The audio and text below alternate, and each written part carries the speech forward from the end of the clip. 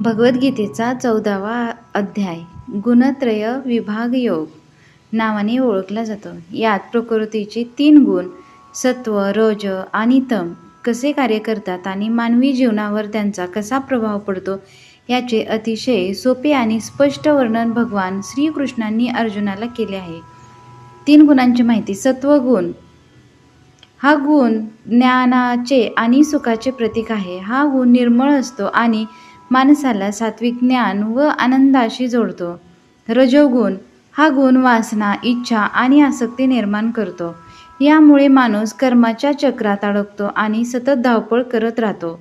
तमोगुण हा गुण अज्ञानातून जन्माला येतो. यामुळे माणसाला आळस, झोप, दुर्लक्ष करण्याची सवय लागते.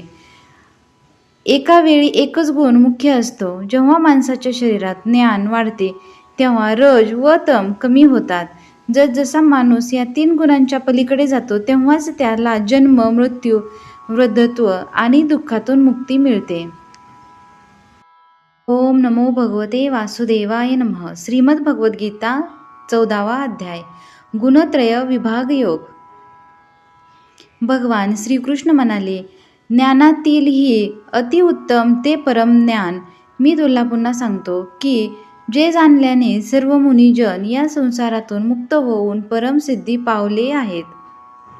हे ज्ञान धारण करून माझ्या स्वरूपाला प्राप्त झालेले पुरुष सृष्टीच्या आरंभी पुन्हा जन्माला येत नाहीत आणि प्रलय काळीही व्याकुळ होत नाही.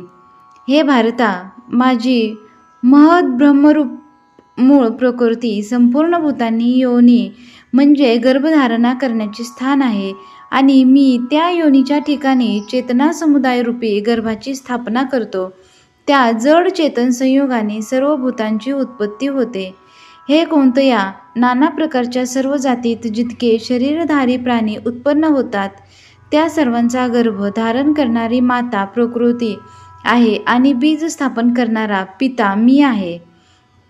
हे महाभाव अर्जुना, सत्वगुण, रजोगुण आणि तमोगुण हे प्रकृतीपासून उत्पन्न झालेले 3 गुण अविनाशी जीवात्म्याला शरीरातून बांधून ठेवतात. हे निष्पाप अर्जुना, त्या 3 गुणांमधील सत्वगुण निर्मळ असल्यामुळे प्रकाश उत्पन्न करणारा आणि विकाररहित आहे. तो सुखसंबंधीच्या आणि ज्ञानासंबंधीच्या अभिमानाने बांधतो. हे कौंतया, रागरूप रजोगुण इच्छा आणि आसक्ती यापासून उत्पन्न झालेला आहे असे समज. तो या जीवात्म्याला कर्माच्या आणि त्यांच्या फळाच्या संबंधाने बांधतो. हे भारता, सर्व देहाभिमानी पुरुषांना मोह पडणारा तमोगुण अज्ञानापासून उत्पन्न झालेला आहे असे समज. तो या जीवात्म्याला प्रमाद, आळस आणि निद्रा यांनी बांधतो. हे भारता, सत्वगुण सुखाला, रजोगुण कर्माला तसेच तमोगुण ज्ञानाला झाकून प्रसाद करण्यालाही प्रवृत्त करतो. हे भारता, रजोगुण आणि तमोगुण यांना दडपून सत्वगुण वाढतो. सत्वगुण आणि तमोगुण यांना दडपून रजोगुण वाढतो. तसेच सत्वगुण आणि रजोगुण यांना दडपून तमोगुण वाढतो.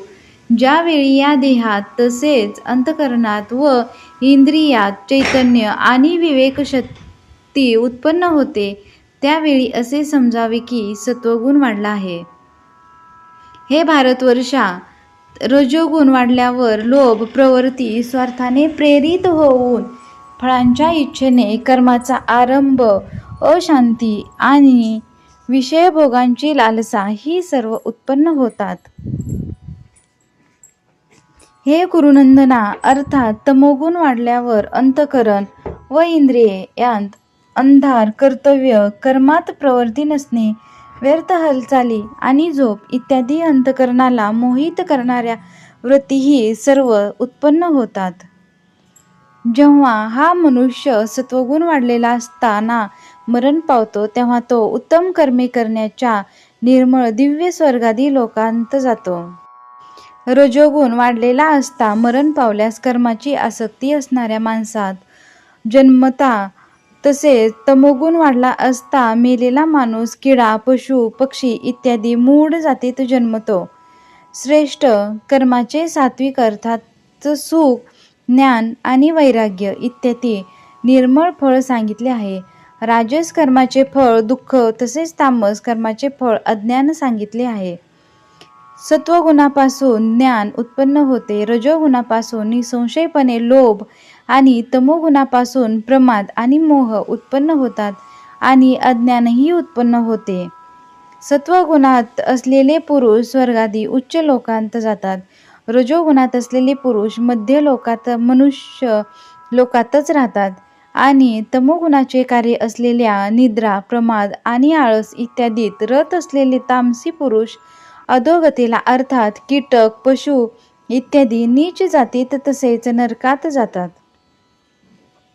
ज्यावेळी द्रष्टा तिन्ही गुणांशिवाय दुसरा कोणीही करता नाही असे पाहतो आणि तिन्ही गुणांच्या अत्यंत पलीकडे असणाऱ्या सच्चिदानंद घन स्वरूप मला परमात्म्याला तत्वता जाणतो, त्यावेळी तो माझ्या स्वरूपाला प्राप्त होतो. हा पुरुष शरीराच्या उत्पत्तीला कारण असलेल्या या तिन्ही गुणांच्या उल्लंघून जन्म, मृत्यू, वार्धक्य आणि सर्व प्रकारच्या सुखांपासून मुक्त होऊन परमानंदाला प्राप्त होतो.